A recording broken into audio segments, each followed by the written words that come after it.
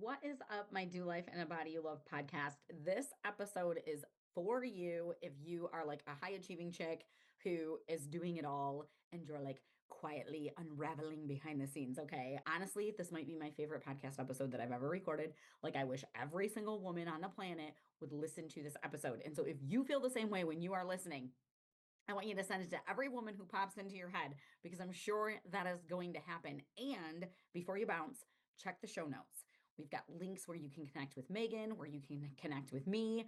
And if you are really wanting to take care of yourself without dropping the ball everywhere else, and you are not registered for August 20th's free workshop called Fit, Fun, and Free, girl, get your spot. It's keepitoffcoaching.com/fit, fun, free. But here we go.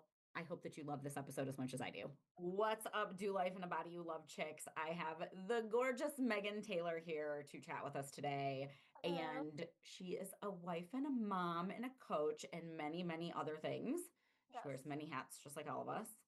And I really, really love a lot of the things that she's been talking about online lately and things I've heard her discussing in rooms that we've been in. And even if what she does as a coach doesn't particularly pertain to you, she touches on every freaking facet of being a woman, okay? Like, and how it all ties together. Yeah. And she's wise beyond her years. And so I was super thrilled that she agreed to come chat with us. So, Megan, welcome to Do Life in a Body You Love. Thank you, Nikki. I was Yeah. so thrilled that you invited me. I'm like, oh, it's like a hot date. Yeah, girl. I know. I just told Megan before we started recording, we're used to being on Zoom together, but not recording. And I was like, oh, look, we both have on like normal shirts and brushed our hair And did our today. hair. Yes. So it's a We little did. different than our usual dates. But why don't you start by telling everybody, who are you? What do you do? Yeah. So my name is Megan Taylor. I live in Idaho and I'm a Washington native originally. I am a business coach, leadership coach, and life coach. Before I was coaching, I actually used to work at corporate. I was a global manager at Microsoft, overseeing big teams all over the world and created a lot of success there. But I felt this tension with wanting to really have more time for the other things that mattered to me beyond success in my life. I knew that, well, I was going through a divorce at the time, and I have since remarried happily after doing a lot of inner work. So I knew I wanted to really prioritize myself, my healing, getting into the right relationship, being a mom one day, but to still have work that I love doing and to make more money and to have the time to be able to live the lifestyle I wanted to live. So the work that I do is really geared toward women that are kind of like myself, that are high achiever women who also have big hearts. Some of them struggle with challenges like people pleasing, perfectionism, and procrastination. Those are my three P's. Girl, I think So, everybody who's like, yeah, I have that. yeah. Tell me more. So the work that I do is a combination of deep inner work and also strategy that helps women love their work, work less, make more money, and have more time for what matters to them. Ugh. I'm like, Yeah. yeah, sign me up. Who the hell Yeah. doesn't want that? Yeah. It's all of it. And I created it because I needed it. I had climbed the corporate ladder. I was winning awards. I had the six figures, but deep down I felt this calling to be a business owner, to make a bigger impact on human lives, and I've been able to do that and have time to be with my baby, and it's just been a dream come true. So, It's so amazing. I know when we first got introduced, I would see some things that you were talking about, and I'd be like, oh, okay, she's a relationship coach. That's cool. And then I would see other things you were talking about, and I was like, oh, what? Nope, she's a business coach and she does relationship coaching. Okay, that's cool. And then I see you post about like health stuff and taking care of yeah. yourself. And I'm like, Yeah. what does Megan do? I love all the Yeah, things I that she know. talks about. I do it all. Yeah. And do you want me to expand on that a little bit? I can. Yeah, because I think it's really important because, like we were talking before in previous conversations, everything's connected. Like, Yes. you might be coaching women on business. I'm coaching women on weight loss. I bet we're having a lot of the same freaking conversations that have nothing to do with your pay scale or how much broccoli you eat Yes. because it's all the mindset and everything's connected. So, yes, please expand.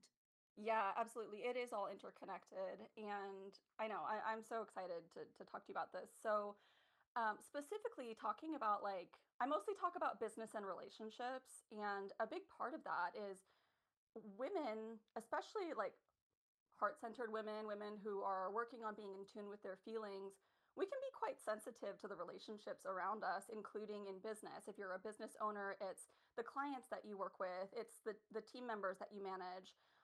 If you're a woman in corporate, maybe many of my clients are executives or leaders, so maybe you're managing a team, or maybe you interact with customers. I don't know.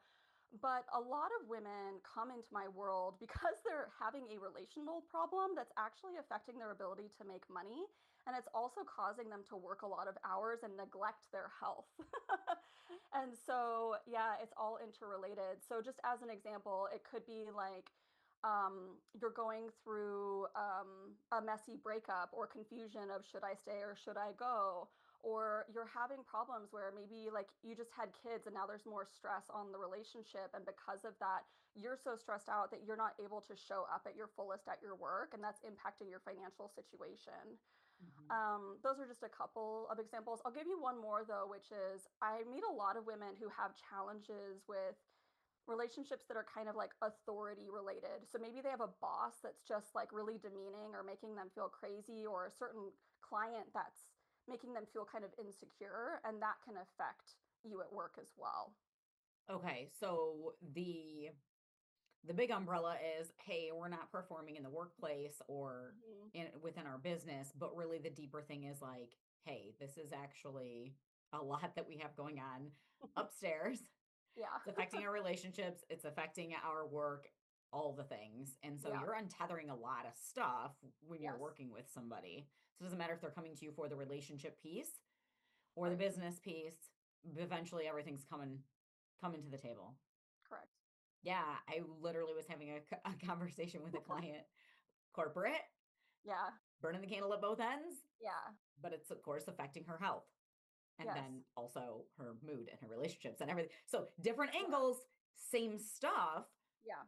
You touched on your three P's. Is that pretty much the things that you see? Actually, let me back up Okay. because here's what I think is really interesting. I Okay. don't know if any of the listeners caught this, but you're talking about heart centered women and you're talking about high achieving women. And I think that there's a misconception that women can't be both. Like, Hmm. if you're high achieving, you're an asshole. Right. You're ruthless. You're climbing the top, right? You don't give a shit about anybody. All you want to do is make money. Or you're very heart centered and you just are like, I just play in the grass all day and paint pictures, which if that's what you do, I don't mean to judge. But I know so many women that actually have both of those characteristics. I would call them high Yeah. achieving. Yeah. And I know they have a big heart. And that comes with a lot of unique challenges.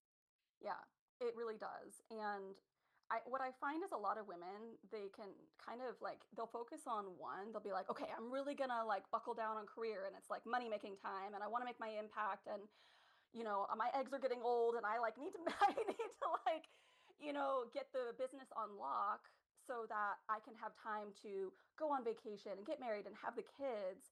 And as it turns out, I've found in my own life that that's kind of a lie. Like, what we need to do is integrate the desires of the heart into how we are building our businesses by putting our values up front in the companies that we choose to work for, in how we model the businesses that we run. And that allows us to be able to have relationships that make life feel worth it. Because what is it to have a ton of money and then for your relationship with your husband to be in the shitter, you know? 100%. And Yeah. I work with women who tend to be a little bit, not all. We do have some clients who are in like their 20s and their 30s. We have a Mhm. lot of women like 40, 50, 60, so a little bit later in life.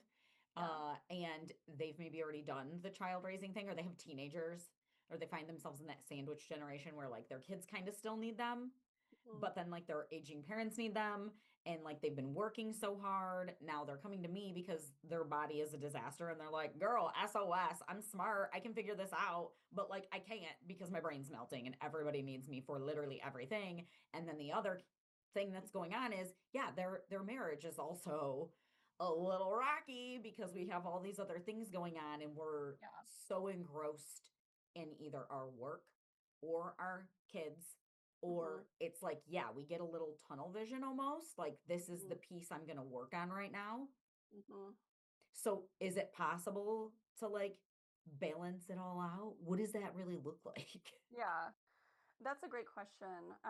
Balancing it all out, you know, it's I don't know if you know this about me, maybe you do, but I'm a dancer, not like a pole dancer. I do salsa dance, and I've been doing that for Nice. about 10 years. Actually, I used to be a dance teacher, and I heard once that I heard once them talking about dancing being like stylized falling.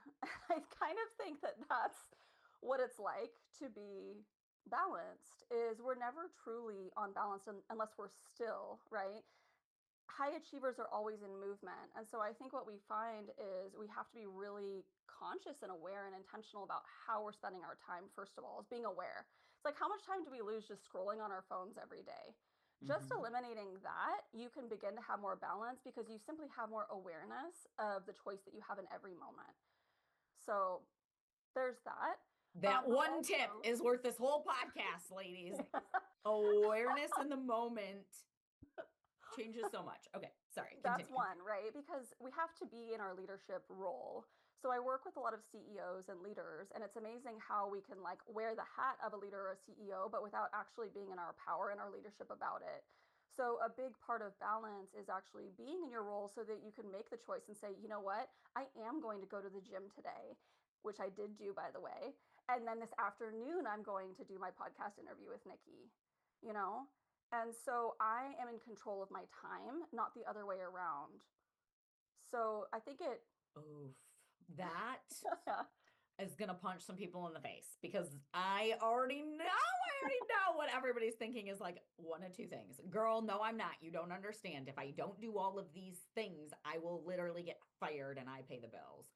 yeah, Or what was the other thing I was thinking people will think? Nope, it's gone. So this is part of working with older women is we're in perimenopause and we forget everything. Maybe it'll come back to me, maybe it won't. But it's so empowering when you do realize that you have yeah, more control of your calendar than you yeah, think. hmm, There's times, of course, where life is just a disaster and a thing shit happens that's outside of your control, right? But it's like yeah. we do usually have some choices. We do. And I often find that we all have blind spots of things that we think that we're forced into that we're actually not. So, like as an example, I had a client that I worked with who she was a director in corporate, and one of the most empowering things that she did during our time together was she started reclaiming her lunch hour to actually like enjoy making a home enjoy eating a homemade lunch for herself at the office instead of eating Cheetos, you know, and just like valuing herself enough to block off her lunch hour to eat a proper meal. Like the amount of self-worth in that decision is so massive. And you can tell yourself all day long, oh, I don't have time for lunch because I have, you know, a list of 42 things to do. But you have to be included in your list of 43 things, right? So, yeah. Girl, Yeah. preach. I don't even want you to stop because yes, these are like the ongoing conversations I have on a regular. Like Yeah. eating food is just a basic requirement of human life. And like you have to pencil this in. You have to Yeah. take the time. Nobody will gift you the time. Everybody will always have something else for you to do. Yeah. And like I tell my girls, I'm like, sometimes things are pressing, but like if you're looking at your to-do list and it's like, is 30 minutes going to change this list? Right. If you're at the bottom of your to-do list, good luck, sister. You got a better chance of finding Narnia and hanging Hmm. out with the Lion and the Witch through the wardrobe because the bottom of your to-do list isn't a real place. It's fictitious. It That is. can't be You where never you get to it. live. No, so you can't be on the bottom of your list. Yeah. Yeah. It's true. And if I can I share a story with you really quick? Yeah. So back in my corporate days, this was 8 or 9 years ago now. I I was working so hard and I was such a young manager at that time. I felt so much pressure.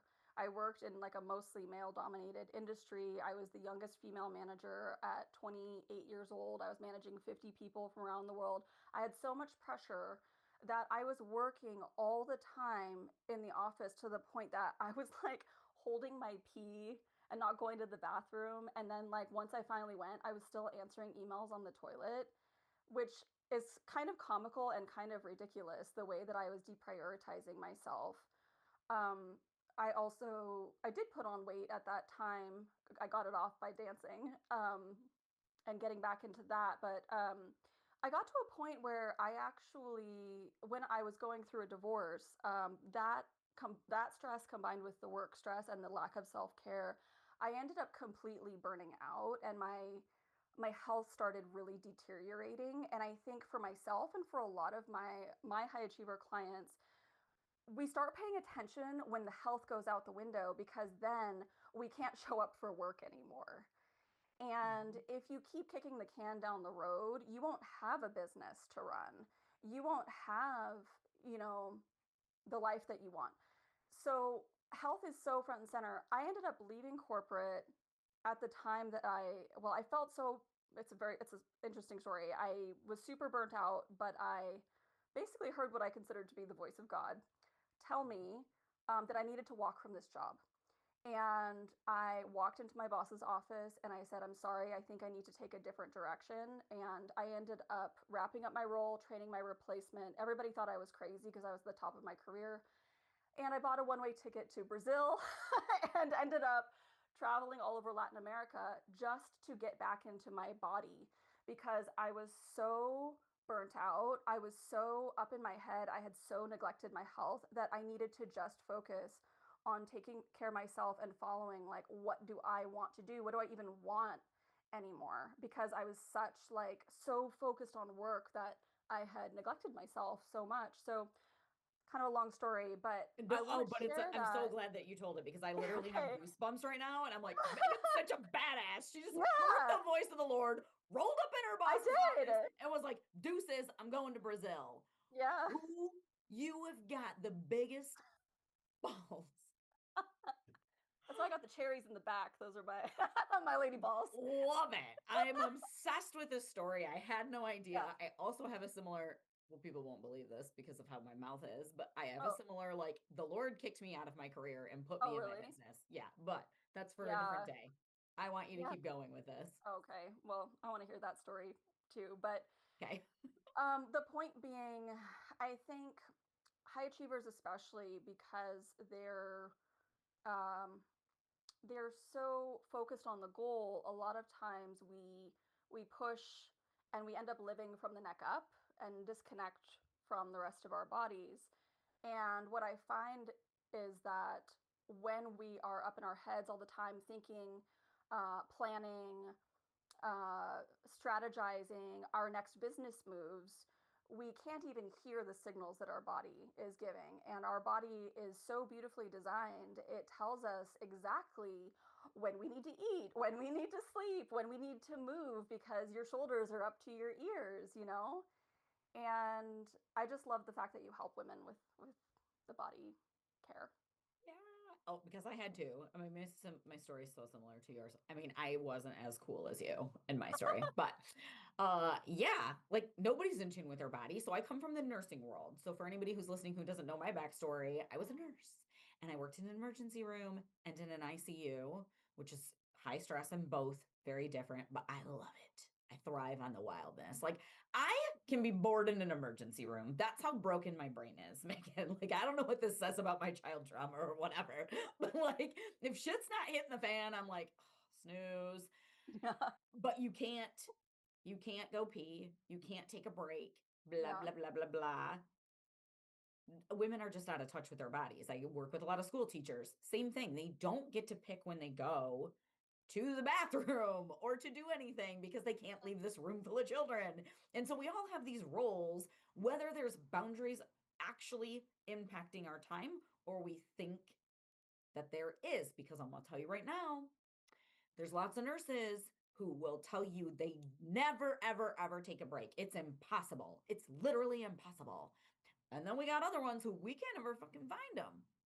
Where the hell is, I won't name names because maybe they listen to this podcast, but so there's a choice. You can Yeah. usually do something, but yeah, eventually your body just screams at you. So here's the ironic thing. When I quit nursing to do my coaching business full time, I was so obsessed with my business because I walked out on my nursing career when I was the solo income of my home. Ooh. And with a husband, two children, a dog, Yeah, and I have had a job every day of my life since I was 15. I've never not had a job.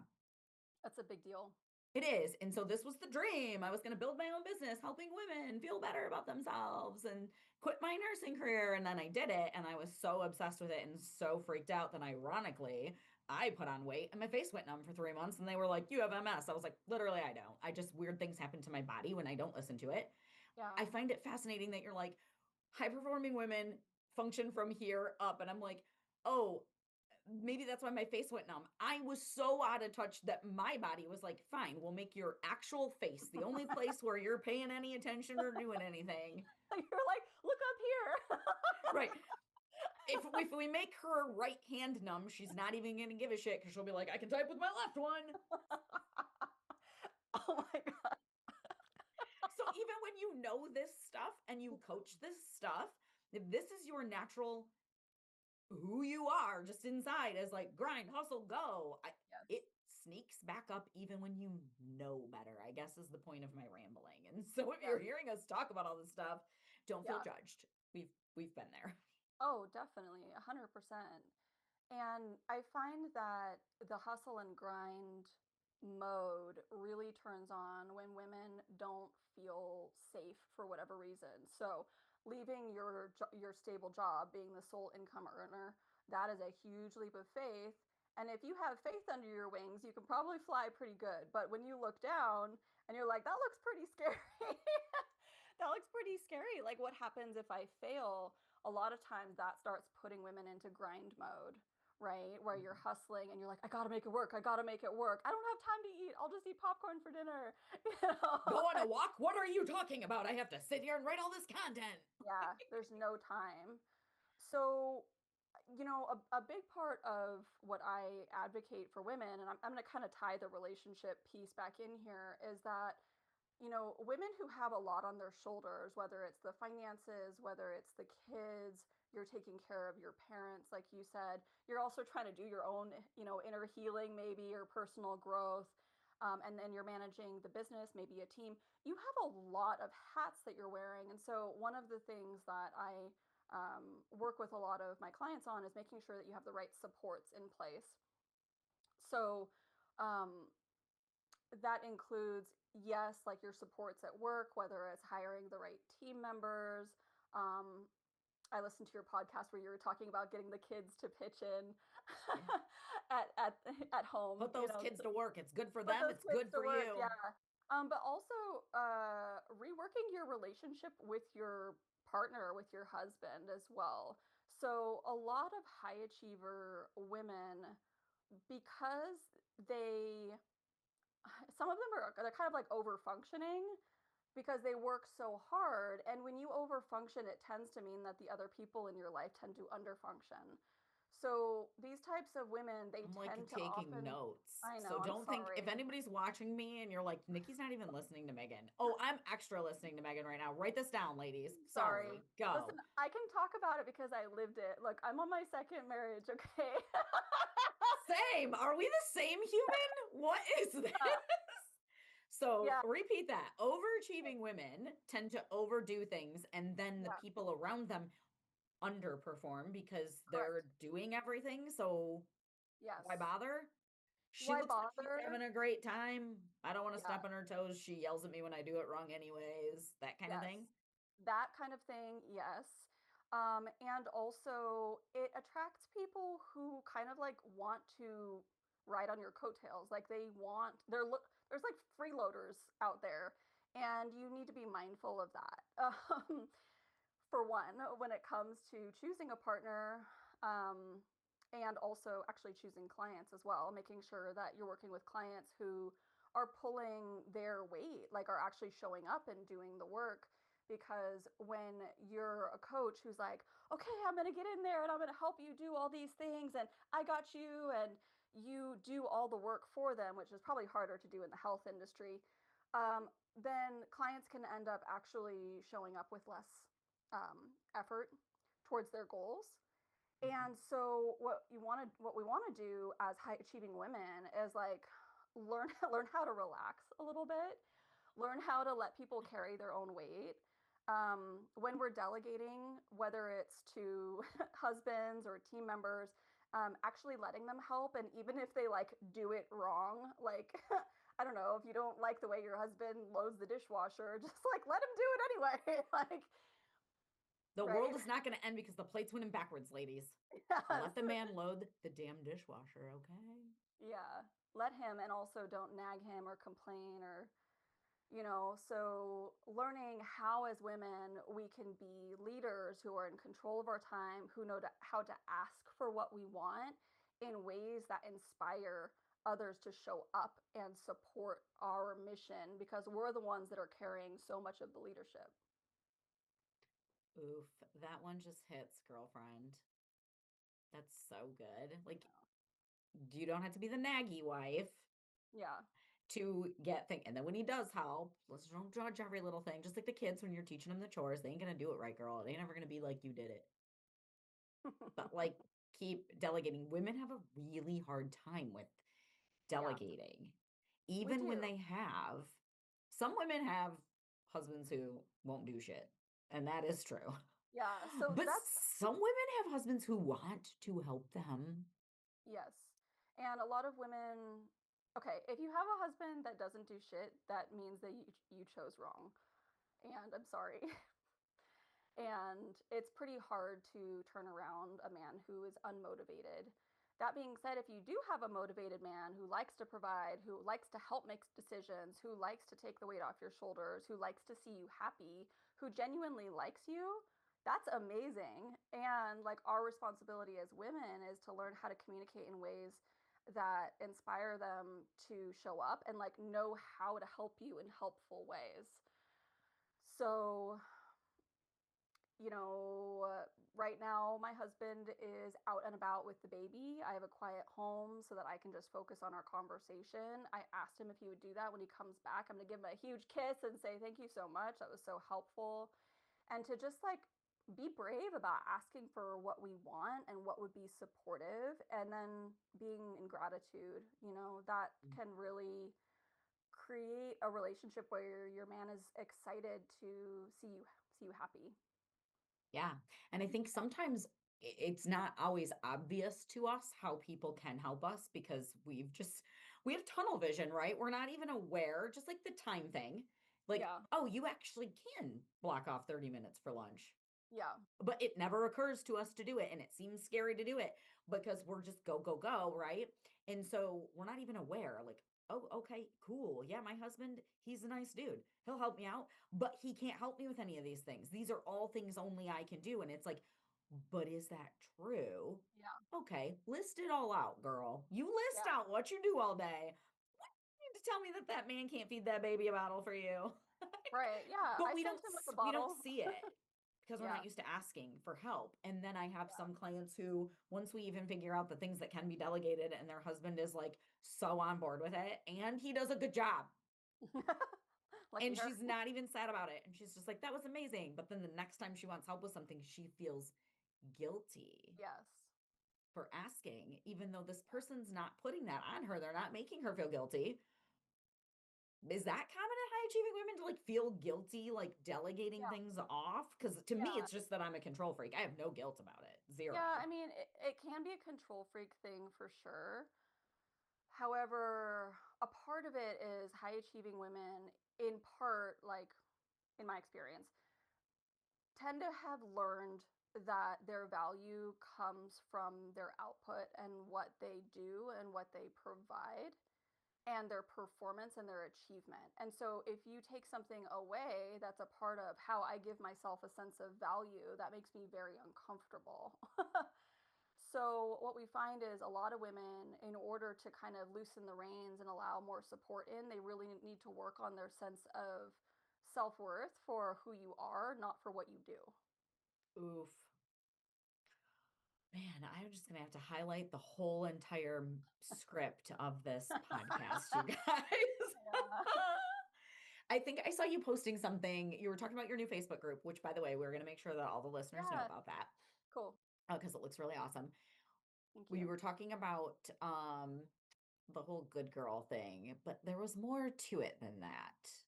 And now I don't remember what you said in that post, but I was like, oh, that's so good. Which post was it? The one that you were specifically talking about your Facebook group opening, and it was very long and it was Oh, very, yeah, yeah, yeah. well, not long in a bad way. Like it was really, really Yeah. good. And in there was something about like high performing women and are like people pleasing, not people pleasing, but like that good girl. Like I feel like that's Yeah. kind of what you're talking about, where it's like you're proving your worth by like the value that you're bringing. Yeah. And also I think a part of that kind of good girl idea is that we're always giving and providing and taking care of others. And so it can be kind of scary like, okay, who am I if I'm not the one who's always taking care of the kids? Who am I if I run a business but I don't do every aspect? I hire help and I have other people do certain aspects that aren't the things that require my attention specifically. There's a guilt that can come with that because you've always been so used to controlling and managing all of the things in order to give the highest, most perfect output, if that makes sense. And Yeah. people don't want to let go of the pieces because they're so defined by trying to like be perfect and be in control of everything because they think that when they provide the most perfect presentation at work or experience for their clients, that that's what gives them value, that's what makes them a good girl. You get a little pat on the head like you were being a positive contribution in the world. This is a little bit sad, but like a lot of good girls, like deep down, they feel kind of like they're not worth anything unless they are doing something that benefits other people. And I think that there's like a flip to that where it's like when you have that drive to serve people, to take care of your family, to serve clients, to do good in the world, that's a beautiful thing. But we need to remember that like we are included in that love, right? We need to take care of ourselves, and that's kind of a spiritual fact, but it's also a very practical thing that when we don't love and take care of ourselves, including our physical vessel, you will have to learn that lesson at some point and clean that up. Yeah. I think Yeah. that's so a good point that you brought, like that it's a spiritual fact because I'm a Christian, and so I have a lot of friends who are Christians, and I have a lot of clients who are Christians. Not everybody, but a Mhm. large majority. And it's very, I think, misconstrued, but it's a very common concept that, like, no, I have to do these things. These are my duties. Right. And it's like, but like you said, but you're included in that. Yes. Nowhere does it say that you don't matter. You don't count. Like Yeah. you just give and give and give and let everybody take and take and take and then try Yes. not to crumble and good Yes. luck. Exactly. Yeah. Exactly. Yeah. Hmm. It's so fun how it all ties together. I'm Yeah, sure I know. everybody's like, fun, Nikki, that's the word.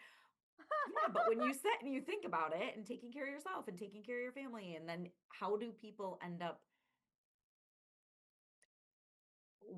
talk to me about the benefits that these women will see when they get some shit off their plate and start delegating things and let go. So we're afraid to let it go because it defines us. I have this business, it's my baby. I have to do every single piece, or I have these little humans that I'm raising. I have to be the one that does every single thing for them. Feels scary to let go, but I'm Yeah. guessing there's a lot of benefits. Talk about the corporate side of it. I know for a fact if you start delegating some shit out, Yeah. do teams fall apart? Do these women Sometimes. just does their Sometimes. oh, okay. But that's a good thing. See, if you're sustaining a bunch of people, I did this post once. It was Like like, a team of people that should be pulling their weight but yeah, I'm aren't, and like, you're doing everybody's work. yeah, Okay. I'm like, I only got two tatas and they're both for my baby, right? So it's like we I can't like saw that and I loved it. yeah, so sometimes what I find is that high achievers, because they're pulling all the weight, when they stop doing that and they stop carrying the load for other people, like imagine yourself going up a mountain and you're carrying like 10 people's backpacks and you're like, I'm strong, I can handle this, but eventually you would wear out. when you start giving those backpacks back to those people, the people who can't carry them up the mountain are just going to fall on their faces or have to sit down and go back down the mountain. And that's a good thing because business, like to me, business is very beautiful because when you architect it in the right way, it's sustainable. And when you are trying to do all the things yourself, plus other people's responsibilities as well, the business is only sustaining out of your effort. So, what we want to do is start delegating and empowering other people. I don't want to think about it as like, here, like, do this thing for me. It's actually empowering and believing in people that they can actually succeed at their job and being a leader who helps them have whatever training is necessary to be able to succeed at their career path and help them, do better at what they do. And to me, that is much more loving because it's giving them the opportunity to actually succeed at their job. Kind of like being a mom, right? It's like you want to empower your kids to be good at their homework, not do their homework for them, Yeah, right? absolutely. And that's really what leadership is. So if we're talking Yeah, about running a business or we're talking about corporate or whatever, like it's yeah, not doing everything for everybody. It's yeah. leading people into doing what they're, help them rise up. Yes, exactly. Help Hmm. them rise up. And to this day, I still have old employees of mine who tell me that like my coaching and my encouragement and the way that I supported them in figuring out where they wanted to take their career, like it meant so much to them to feel my support, and it allowed them to really rise within the ranks of the company faster. And so I love that that was one of my legacies, while I was at corporate. It's a beautiful gift that we can give as leaders. Yes. And wherever you're leading. So if you're listening to us talk about this and you're like, you girls, I don't care. I don't work in corporate and I don't have a Yeah. business. It's like, no, you lead. I don't care if you're leading a classroom, you're leading in the emergency department, you're a Yeah. homemaker and you're leading your home because you are, make no mistake about it, girlfriend. Yeah, yeah, yeah. You're leading somewhere. Yeah. And when you take better care of yourself and you offload some of the duties where it's appropriate to do so, you can lead better. Hmm. You can actually perform better, in my opinion, on the things that you actually do have to be the one to do Yes. because you're not bogged down with all the things that could have been delegated to somebody else. Like you stay in your little, like, where you shine. What Hmm. is it that nobody else can do in your Yes. workspace? That's where your efforts should be spent to maximize your actual worth in that place. It's not in That's you exactly right. going and washing the toilet. What are you doing? Like, Yeah, that's exactly right. And so one of the things that I work with a lot of women on is like uncovering what is their genius or what is that one thing that they really shine at, that they love doing, that they're passionate about, and that also makes the biggest impact where they work, whether that's as a business owner or in corporate. Because when you do that, when you recognize like what you're really here to do and what you're really made for, it starts becoming so important, it's easier to let go of the things that aren't your responsibility. But then, not only that, when you really shine, then you're able to make a bigger impact at the company. You're able to make more money. You're able to, right, really make your mark. So sometimes what I find, this is really sneaky, sometimes we pick up extra things to do because we're actually afraid to shine, you know? ooh, Yeah. Let me do just one I more. can't get to that thing that I know I'd be gifted at because Yeah. I'm too busy with all these other things. Yeah, way too many responsibilities. And it's because there's actually something bigger that you're here for, but you're scared of being that big and taking up that much space, or you're scared to really shine. And so you are picking up extra tasks or stupid boyfriends that like are not it or whatever, so that you don't have to really be like, so you're distracted. It's like a really nice distraction from doing what you're really called to do. So a lot of the work that I do with women is I use their work or their business as a place for them to prioritize themselves, actually, Yeah. to uncover like what is your mission? What are you here to create in the world? What's the impact you're here to create? And how can we make the most amount of money in the least amount of time doing that so that you can fund the lifestyle you want to have and have the time to enjoy it as well? And the idea being, if you're really in your genius and you're really doing the work you're here to do, you're doing the good work that you're called here to do in the world. No, I Yeah. love it so much. And Yeah. then you have to work them through having the guilt of having money and then the guilt of taking time off. And Yeah. But the look, success brings all these yeah. other things that you have to deal with Yeah, too, which it could does. also be why we avoid it sometimes, I suppose. Yeah, it is. Yeah. So the way that I work with my clients, if I can I break it down real quick? Yes, All I right. So I think that have would be good. Yeah, so my I have this three-part methodology I call business from the inside out. And it's divided into three sections: the soul, the strategy, and the support. So the soul is like what your desires are beyond what you think that you should want. It's the you beyond being the high achiever, good girl, people pleaser. Like, who are you without all of those masks and all of those layers of who you think that you should be?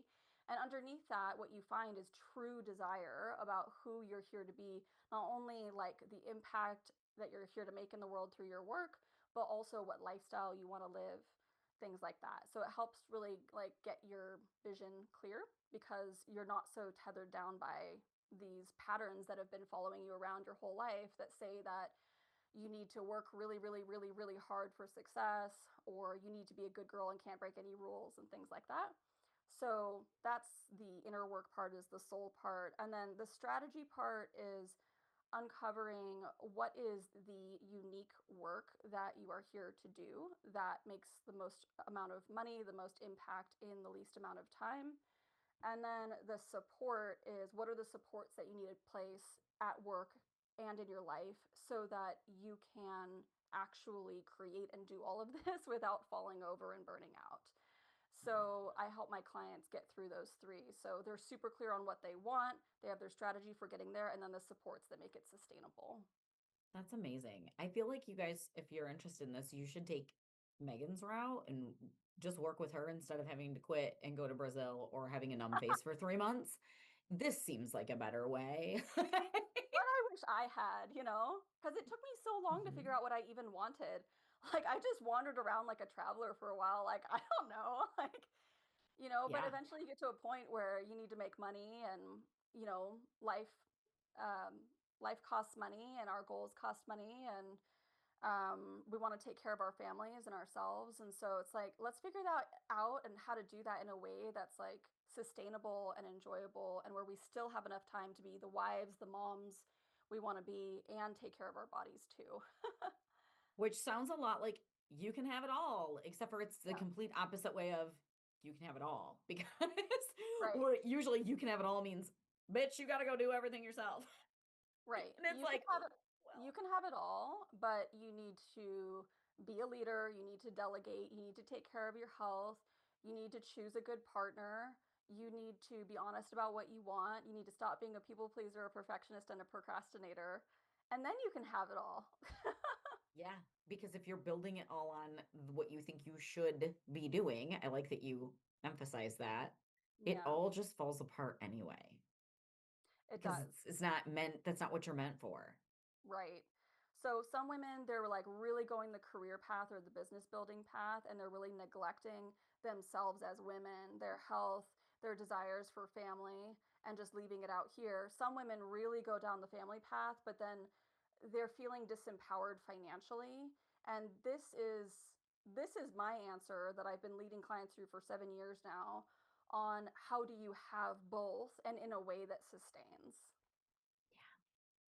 Yeah, I love that. There's so much overlap. Like this is basically how I do weight loss. Is it I'm really? like, yes, it literally the soul part. I'm like, oh, yeah, like we do so much of that. And like figuring out, yeah, well, what do you actually want? Because Yeah, it matters for your health, actually. Because if you are trying to bully yourself into eating less Cheetos because you think you should be skinny, girl, good luck. You ain't gonna do it.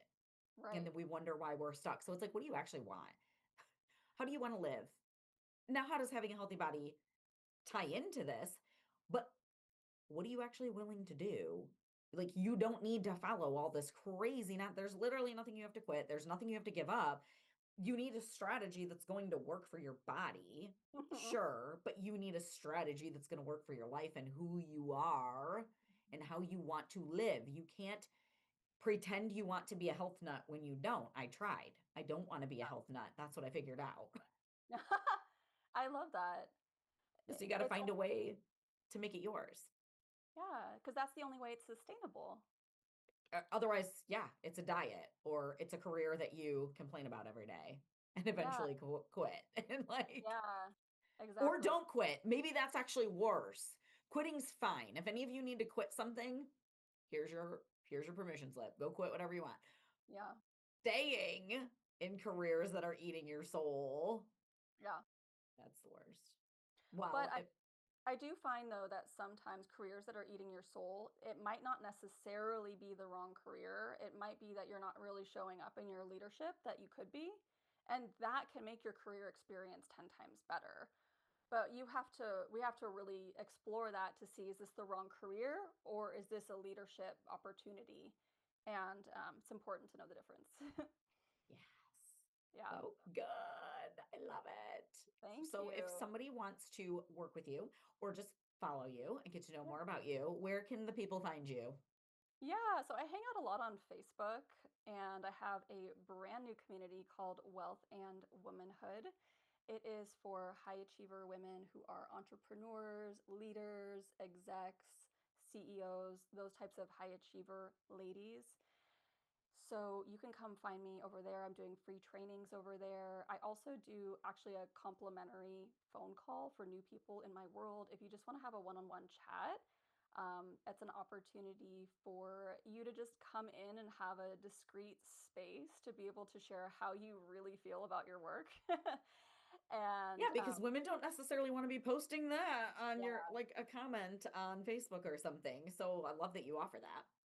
yeah, and we talk about what's coming up, what's ready to be shifted, and kind of paint the picture of what success would look like. And if it's something that feels like it's resonant to where you're being called, then we can talk more about working together so I can help you make it happen. So if you want to reach out to me, you can follow me on Instagram at Megan W. Taylor, or you can find me, Megan Taylor, on Facebook or my Facebook group, which is Wealth and Womanhood. I think we can include that in the show notes. Yes, I was just gonna say we'll put all Yeah. three of those links in the show notes, and Yeah. then if you have like a way that people apply for the call or whatever, if you want to include that, we can put that there too. Or if you'd rather they reach out to you on social media, whatever the Perfect. usual process to get a hold of Megan Taylor is. Yeah, sounds good. But yeah, if you feel the pull and want to have a conversation, please reach out. I'm happy to talk to any one of the people in Nikki's world. Awesome. Thank you so much for being on the podcast. I Yeah. know this was very valuable for me, so I know it was valuable for all of the listeners. And so I know your time is valuable. Thank you for being on here, girl. You are a rock Yay. star. Thanks, Keep Nikki. doing the good work, lady. Will do, ma'am. All right. I had a great time.